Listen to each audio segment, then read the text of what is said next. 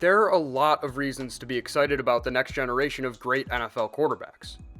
Patrick Mahomes has a league MVP award and a Super Bowl at only age 24, Kyler Murray showed a lot of promise in his rookie year, and Joe Burrow is coming off one of the most impressive seasons from a quarterback in college football history. But as great as those guys are, there's nobody I'd rather watch than Lamar Jackson and the Baltimore Ravens offense. The combination of the most athletic quarterback in the NFL and the revival and modification of what once was a dead offensive scheme has become my absolute favorite thing to watch on film, not only because of how dominant they were running it, but also because of how defenses go about defending it, or at least trying to. The Ravens offense was centered around their version of the zone read, or read option, and resulted in the #1 scoring offense of the 2019 season. But despite scoring over 33 points per game and posting a 14-2 record, the Ravens failed to win a playoff game for the second year in a row. But before I get into what happened to the Ravens offense in the playoffs, I want to start by explaining how this play works.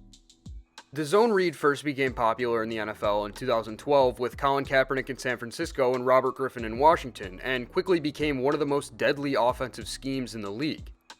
Take this play from Week 13 of the 2012 season as an example of how the zone read can be so effective if it isn't defended against properly. The goal of the play is to leave one defensive lineman unblocked and force him into making an impossible decision, which is either to take the running back up the middle or the quarterback to the outside. The quarterback keys the defender known as the read man and will either give the ball to the running back or take it himself based on what that read man does post-snap. If the read defender sits and waits for the quarterback, he hands the ball off to the running back. If the read defender crashes toward the running back, the quarterback pulls the ball and takes it himself like RG3 did here. The read man, who in this case is Giants edge defender Jason Pierre-Paul, crashes toward the running back, which opens the gap outside the tackle and gives RG3 space to take the ball himself for a 46-yard gain. The dominance of the zone read was short-lived, however, and it wasn't long before NFL defenses figured out how to stop it, which was by using a run defense technique called a gap exchange. Take a look at this play from 2018 where Seahawks quarterback Russell Wilson ran the zone read against San Francisco. The unblocked read man Eric Armstead fully commits to the running back, which will cause Wilson to keep the ball himself. The Mike linebacker then takes the gap that was vacated by the unblocked read man, which is known as a gap exchange. The box safety lined up opposite the tight end on the play side does a great job of getting off his block, which forces Russell Wilson outside, but usually that outside defender's job will be to stay on the outside and force the quarterback to cut back into the middle of the field where the gap exchange takes place. The 49ers defense got away with allowing Russell Wilson to get to the outside here, but if this is Lamar Jackson, he wins that foot race with the linebacker to the sideline every time, which is one of the main reasons for it being so difficult to defend Baltimore's zone read. All of the defenders involved need to know their job and execute it perfectly. The read defender and the linebacker behind him have to know who's responsible for which gap, and either a defensive back or linebacker needs to force the ball carrier to make a cutback. For the majority of the 2019 season, we saw the Ravens absolutely dominate teams with this scheme, but it wasn't as simple as running the traditional zone read over and over again. Greg Roman and the Ravens offensive coaching staff added their own touch to the scheme, which is another reason that defenses found it so difficult to stop. The Ravens added either 1 or 2 lead blockers to the zone read, which gave Lamar more room to run and changed how it's properly defended. Take a look at this play from Week 6 against the Bengals, where the Ravens ran their zone read left with 2 lead blockers. If the play was designed without lead blockers, the gap exchange would look like this. The unblocked read man Carl Lawson would take the running back, and the Mike linebacker behind him, Nick Vigil, would fill the gap outside the tackle that was vacated by Lawson. However, because one of the receivers, Willie Snead, goes in motion and lead blocks, Nick Vigil doesn't have a free shot at the quarterback, and his job becomes to force a cutback. It then becomes the will linebacker, Preston Brown's job to get into what's called the alley and make the tackle. The problem is Brown has to get to that space before he's sealed off by the playside tackle, who in this case is left tackle Ronnie Stanley. What needs to happen is basically a double gap exchange. The Bengals properly executed the first gap exchange when Carl Lawson took the running back and Nick Vigil filled the vacated gap, but Vigil was neutralized by the lead blocker, so it then became Preston Brown's job to make the tackle.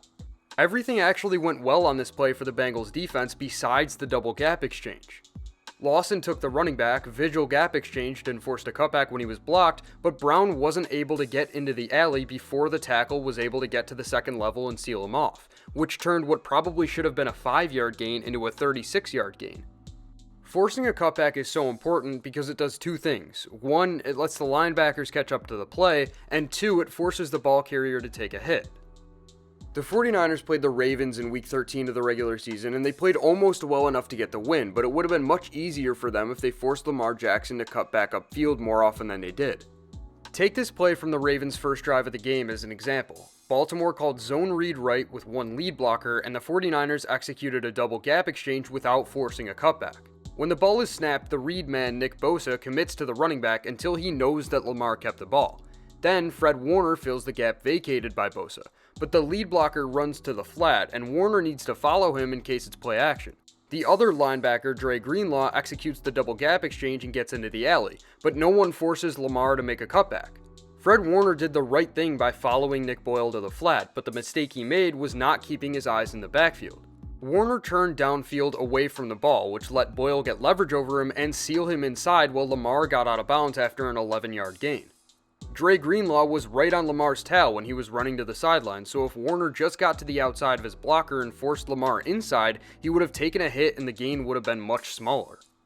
Here's a similar play from the next drive. This time, Eric Armstead is the unblocked read man, and it's originally Jaquiski Tartt's job to gap exchange, but there's a lead blocker, so Tartt's job becomes to get to the sideline and force a cutback.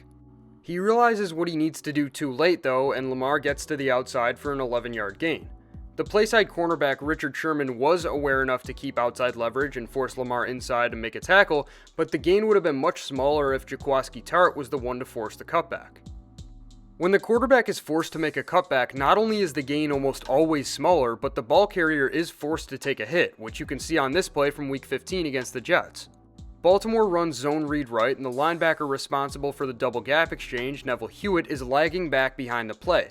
But because safety Marcus May established outside leverage on his blocker, Lamar is forced into a huge hit from Hewitt. You can see from the all-22 angle that May makes it his number one priority to get to the outside of the Ravens' lead blockers so that the rest of the defenders can catch up to the play. One of the reasons that the Ravens were able to run all over almost every team they played last year was because Lamar was great at preventing himself from taking hits, but that is going to be more difficult next season as defenses make forcing cutbacks a priority. Now I want to go back to that Week 13 game against the 49ers and show how they really perfected this double gap exchange toward the end of the game. On this play from late in the fourth quarter, the Ravens are again running zone read left with a lead blocker, which makes Nick Bosa the read man and puts the gap exchange responsibility on Fred Warner and Dre Greenlaw.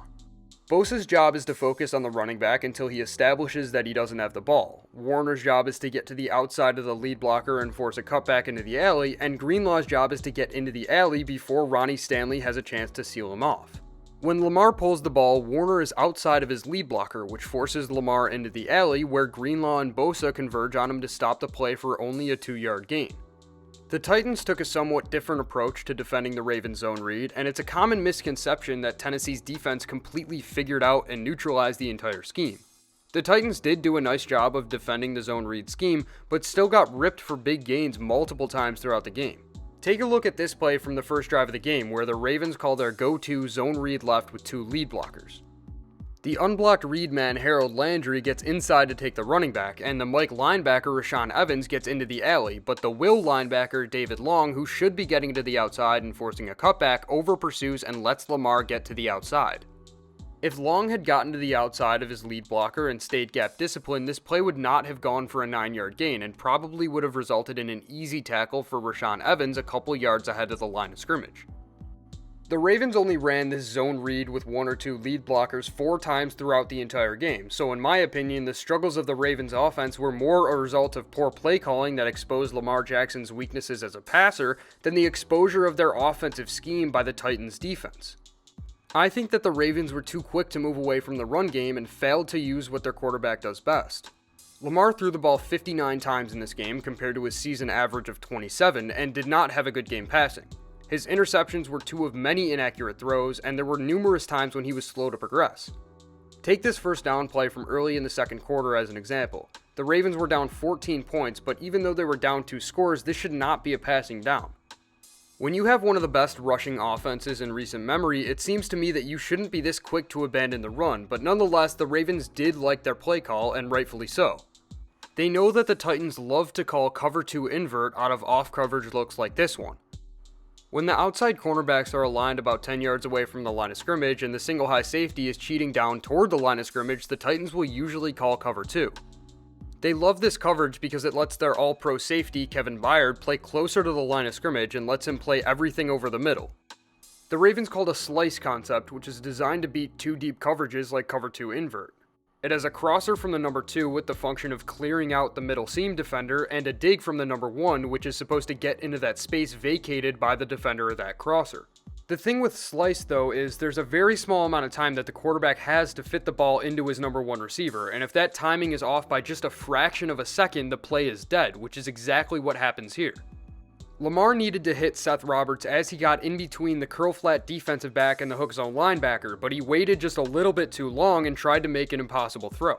The route concept worked and the number 1 got open, but Lamar failed to make the read in time, and as much as Lamar is to blame for not progressing quickly enough, the Ravens coaching staff is to blame for calling this play on a down when they really should have run the ball. Here's another example from early in the third quarter. It's 1st and 10 and the Ravens are only down 8, but the coaching staff decides to call a deep Mills concept against cover 0, another situation where I think they should have run the ball. Lamar avoids the unblocked blitzer, but makes an inaccurate throw to Hollywood Brown on the post route. He lobbed this ball over the top when he should have rifled it to Brown's chest because of his leverage advantage. Sure, this was a makeable throw and probably should have been a touchdown, but it just seems like the Ravens coaching staff wasn't playing to their quarterback's strengths and tried to make him something that he isn't. It's important to not let this game define Lamar Jackson's passing ability though, because he has made significant progress as a passer through his first 2 seasons. He made some jaw-dropping throws last season, like this rocket down the seam to convert on 3rd and 17 in week 2, or this deep touchdown pass to Hollywood Brown from week 1. The guy has all the arm talent in the world, and the people who still say that he can't throw are wrong, but he does need to develop a more reliable ability to read defenses. Take a look at this 3rd and long play from that Week 13 game against the 49ers. San Francisco is in their cover 3, and Baltimore called their dagger concept, which is designed to beat 3 deep coverages. On this dagger concept, the number 3 runs a deep crosser to clear out the deep 3rd defensive back on the weak side, the number 2 runs a go route to clear out the deep safety, and the number 1 runs a deep dig route that gets into the space vacated by that deep safety. Lamar should recognize the 3 deep coverage and target Hollywood Brown as he breaks inside on the dig route, but he instead tries to make a much more difficult throw to his number 3 receiver on a deep crosser that never really gets open. Another example of Lamar's, I'll say, limited ability to read defenses came in the following week against Buffalo. On obvious passing downs, the Ravens do like to come out in empty sets in an effort to spread the defense out, which means that there's no running backs and no tight ends lined up in the formation, but the Bills responded with obvious cover 0. Here, it's 3rd and 10, and the Bills have 6 men on the line of scrimmage, while the Ravens have only 5 possible pass protectors. Lamar should recognize this immediately and either bring in an extra protector or change the play, but he instead just snaps the ball and takes a sack. Even after the sack, the Ravens came out in empty later in the game, to which the Bills responded with cover 0 again, and that time Lamar threw a pick. It's no surprise that Lamar occasionally struggles in reading defenses pre-snap though, because he is only 23 years old and just finished his first full season as a starter, but he will need to improve in this area when he plays good AFC defenses like the Bills, Steelers, or Titans in the playoffs. There's no doubt in my mind that the Ravens offense will find it more difficult to run the ball next season after coaching staffs and players have more of a chance to see what went right and what went wrong in defending this offense. This zone read scheme will regress, and Lamar Jackson's historical rushing numbers will probably regress as well, which will put more pressure on him to improve as a passer. As impressive as some of the highlights are, he won't be able to continue to rely solely on pure athleticism to win big games, and probably will take more hits. I won't be betting on him to win MVP again next year, but it isn't like this scheme is just going to go away, and Lamar is still only 23 years old. He has room to improve, and this offense will eventually need to be adjusted, but Lamar might be the most athletically gifted quarterback in NFL history. He has everything you can't teach, and there's no reason to think he won't develop into the best dual-threat quarterback in the entire league.